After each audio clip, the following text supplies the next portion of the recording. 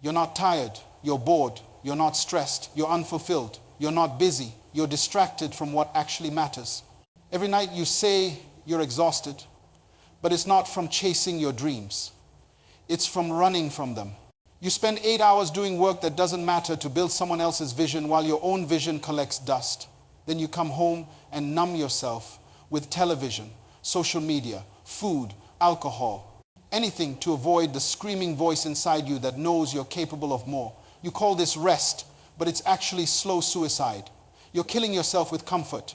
You're suffocating your greatness with safety. And the tragedy is, you've done it for so long that you've forgotten what it feels like to be truly alive, to work on something that sets your soul on fire, to go to bed exhausted because you gave everything to something that matters. You're dying right now, not physically, but something far more tragic is happening. Your dreams are suffocating under the weight of your comfortable life.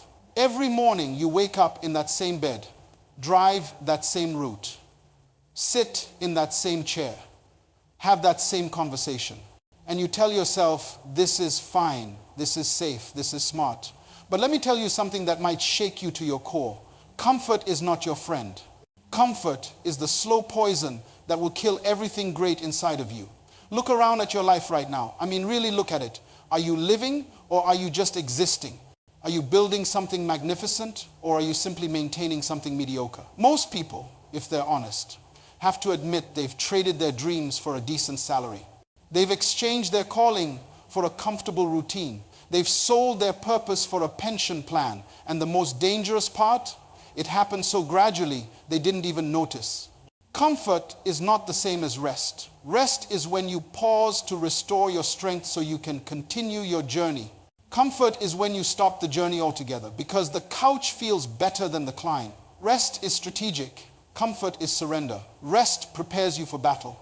Comfort convinces you there's no battle worth fighting. When you confuse the two, you end up spending your entire life preparing for a journey you never take. Here's what nobody tells you about comfort. It's an invisible prison. You can't see the bars, but they're there. The bars are made of excuses that sound reasonable. The bars are made of fears that seem legitimate. The bars are made of responsibilities that feel necessary. And every single day, those bars get stronger while your dreams get weaker. You wake up one day and realize you've been in prison for years. And you were the one who built the cell. Society has programmed you wrong. From the time you were young, they told you to study hard so you could get a good job. Get a good job so you could have security. Have security so you could be comfortable. Be comfortable so you could what? So you could die having never truly lived. So you could reach the end of your life with your gifts still wrapped up inside you. That's not success. That's tragedy. Let me tell you about a man named Adrian. He worked in a manufacturing plant for 17 years. Every day, same thing. Clock in at 7 in the morning. Clock out at 3:30 in the afternoon. Decent pay, good benefits. Everyone respected him, safe job. But Adrian had a secret. Every evening when he came home, he would go to his basement where he kept an old piano. And when his fingers touched those keys, something magical happened. This man could play like he was born to do it. Music would pour out of him that could make you weep. His wife would sit at the top of the basement stairs just to listen. His children would stop their playing just to hear their father create beauty. But Adrian never did anything with this gift. Never performed publicly, never recorded anything, never taught anyone. Why? Because the factory was comfortable. The paycheck was reliable. The routine was predictable. He had convinced himself that music was just a hobby, just something he did to relax. His real life was the factory. At least that's what he told himself. One evening, Adrian and his wife went to a restaurant that had live music. The piano player there was mediocre at best. Hitting wrong notes, no passion, no skill, just going through the motions. And Adrian sat there, listening to this average performance. And something broke inside him. His wife saw tears running down his face. She asked him what was wrong. And he said something that changed everything. That should be me up there. That could be me. But I'm too afraid to leave what's comfortable. That moment of clarity cost Adrian 17 years. 17 years of living below his potential. 17 years of settling for safe when he was built for significant. But here's what's beautiful. Adrian made a decision that night. At 41 years old, he quit the factory. Everyone thought he lost his mind. His parents were disappointed. His friends said he was irresponsible. His co-workers said he was throwing away his future.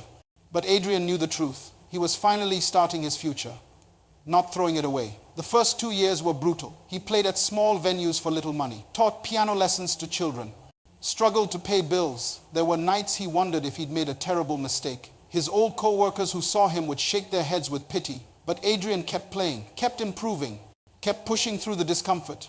And slowly, things changed. He started getting better gigs. Then he got invited to play at a major concert hall. Then he recorded his first album.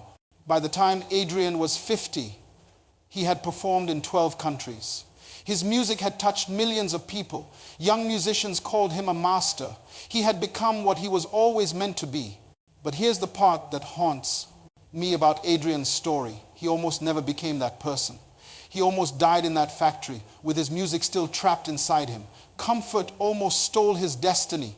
And the scary part, for every Adrian who breaks free, there are 10,000 others who never do. They live their entire lives wondering what could have been, what should have been. If only they had been brave enough to be uncomfortable. Your brain is wired to seek comfort. It's a survival mechanism. Your mind wants to keep you safe, keep you in the familiar, keep you where nothing can hurt you. But here's the problem. The same mechanism that protects you from danger also protects you from your destiny. Your brain can't tell the difference between the fear of real danger and the fear of stepping into your greatness. It treats both the same way. It screams at you to stay where you are, stay comfortable, stay safe, and if you listen to that voice, you'll stay small. When you choose comfort, you don't just pause your progress. You start losing things, important things, things that once made you who you are. Comfort is a thief, and it steals from you so quietly that you don't even notice what's missing until it's too late. It takes your edge first.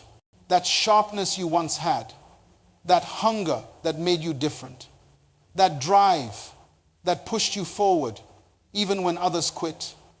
Comfort dulls all of that. You become soft. You become average.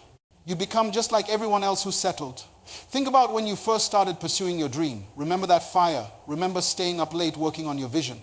Remember that electricity you felt when you thought about your future. Where did that go? Comfort took it. Comfort whispered to you that you could work on it tomorrow. Then tomorrow became next week. Next week became next month. Next month became next year. And now here you are. That fire reduced to barely a flicker, wondering where your passion went. Comfort steals your creativity when you're too comfortable. Your mind stops looking for solutions because you don't have any problems that make you uncomfortable enough to solve. Innovation comes from necessity. Breakthrough ideas come from people who are desperate enough to think differently. But when you're comfortable, you stop thinking altogether. You just repeat what worked yesterday. You follow the same patterns. You take no risks. And slowly, that creative genius inside you withers away from lack of use. Your sense of urgency dies in comfort when everything is fine, when all your basic needs are met, when there's no pressure. You lose that push that makes things happen. You start believing you have all the time in the world. You'll start that business later. You'll write that book someday. You'll make that change eventually. But eventually never comes. Eventually is where dreams go to die. Eventually is the graveyard of potential. Speaking of graveyards, let me tell you the most tragic truth you'll hear. The richest place on earth is not the oil fields or the gold mines or the diamond mines. The richest place on earth is the cemetery. Why?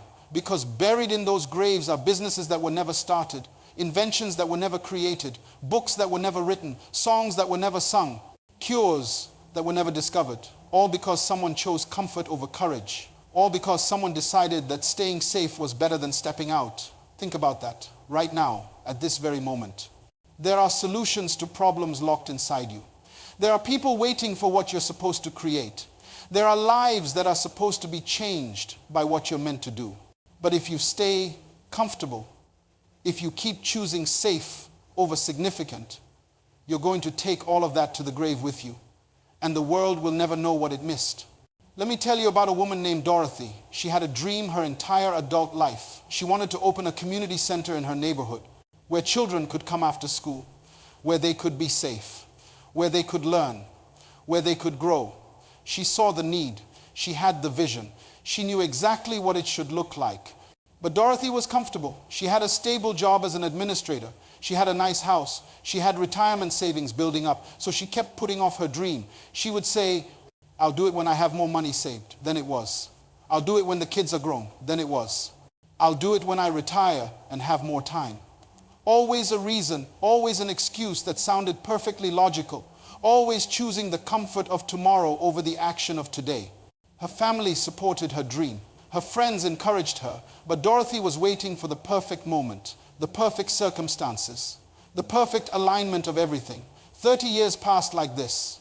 30 years of planning and preparing and waiting. Finally, at age 72, Dorothy decided she was ready. Her children were grown and successful. She had her retirement money. She had her time. She found the perfect building. She started making plans. She was finally going to do it. But 3 months into the planning process, Dorothy had a stroke, a severe one. It left her unable to walk without assistance, unable to speak clearly, unable to do the physical work required to make her dream happen. I met Dorothy's daughter at a conference 2 years later.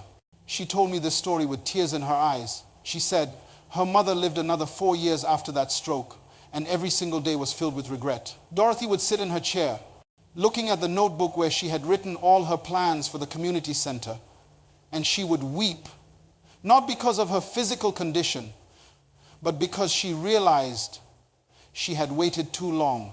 She had let comfort steal 30 years from her. The daughter told me that in her mother's final days, she was barely conscious most of the time. But in one lucid moment, she grabbed her daughter's hand and said something that the daughter will never forget. Don't wait like I did. Don't let comfortable kill your calling. Do it now, baby. Do it now while you still can. The pain of regret is worse than any pain of trying and failing. Dorothy died with her dreams still inside her. The children in her neighborhood never got that safe place she envisioned. The community never received what she was meant to give. And it all came down to one thing. She chose comfort over action for too long. She thought she had more time. She thought tomorrow was guaranteed. She learned too late that tomorrow is not promised to any of us. Here's what you need to understand. There is a mathematical equation to success, and comfort destroys it completely. You cannot be comfortable and wildly successful at the same time during your building phase. It's impossible. Success demands that you do things that make you uncomfortable. Success requires you to have conversations you don't want to have. Success forces you to take risks that scare you. Success pushes you to work when you want to rest, to persist when you want to quit, to believe when everyone else doubts. Wealthy people understand something that poor people don't. Delayed gratification is the price of lasting achievement. They're willing to be uncomfortable now so they can live their dreams later. They sacrifice temporary comfort for permanent progress. Now you know what comfort costs you. You understand what's at stake.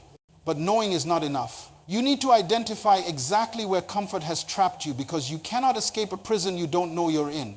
Your comfort zones are everywhere in your life, hiding in plain sight, disguised as normal, presenting themselves as rational choices. Let me expose them for what they really are. Look at your relationships. Are there people in your life who keep you small? People who discourage your dreams because your success would highlight their failure. People who need you to stay average so they don't feel bad about their own mediocrity. These comfortable relationships are killing you. They feel safe because they're familiar. They feel good because there's no conflict. But they're anchoring you to a life you were never meant to live. Sometimes the most uncomfortable thing you can do is walk away from people who are comfortable with your limitations. Look at your job. I'm not saying every person needs to quit their job. But answer this honestly. Does your work challenge you or just pay you? Are you growing or just going through motions? Are you building something meaningful or just collecting a paycheck until Friday? Too many people stay in jobs that bore them, drain them, limit them, simply because it's comfortable. They know what to expect. They know they'll get paid. They know the routine. Meanwhile, their real calling is screaming from inside them, begging for attention, slowly dying from neglect. Look at your daily habits. What do you do when you come home? Do you invest in your growth, or do you numb yourself with entertainment? Do you work on your dream, or do you scroll through other people's lives on your phone? Do you read books that expand your mind, or do you just watch shows that kill time? Your habits are either building your future or destroying it. There's no neutral ground. Every comfortable habit that doesn't serve your vision is a brick in the wall that separates you from your destiny. Look at your thinking. This is the most dangerous comfort zone of all. You've developed comfortable thought patterns that keep you trapped. You tell yourself you're too old to start something new. You tell yourself you don't have enough education. You tell yourself you don't have the right connections. You tell yourself the market is too crowded. You tell yourself you're not talented enough.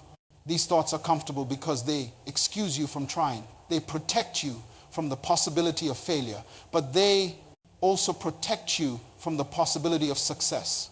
Your environment is either pushing you forward or holding you back. If you're the smartest person in your circle, you're in the wrong circle.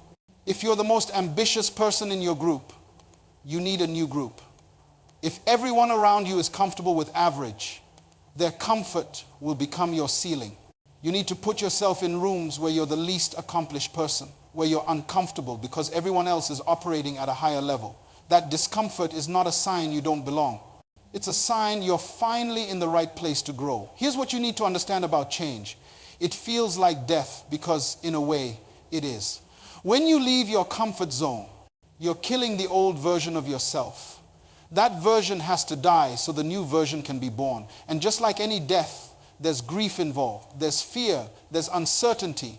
Your mind will scream at you to go back to what's familiar. This is normal. This is part of the process. The key is to keep moving forward, even while every part of you wants to retreat. But here's the beautiful truth about discomfort. It's temporary. The pain of change doesn't last forever. You know what does last forever? Regret. The pain of staying the same. The torture of knowing you could have been more but chose to stay less. When you're in the middle of uncomfortable change, it feels unbearable. But 6 months later, you look back and realize it wasn't as bad as you thought. A year later, you can't even remember why you were so afraid. Discomfort is just growth that hasn't finished yet. Let me tell you about Gerald. He was a high school teacher for 23 years, loved by his students, respected by his colleagues, good pension waiting for him in just 12 more years. Everything was comfortable, predictable, and secure.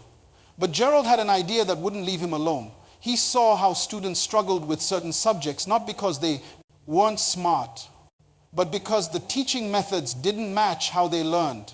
He envisioned an application on phones and computers that could adapt to each student's learning style, making education personal and effective. Gerald spent 2 years developing this idea in secret. Late nights after grading papers, weekends when he should have been relaxing. He taught himself basic programming.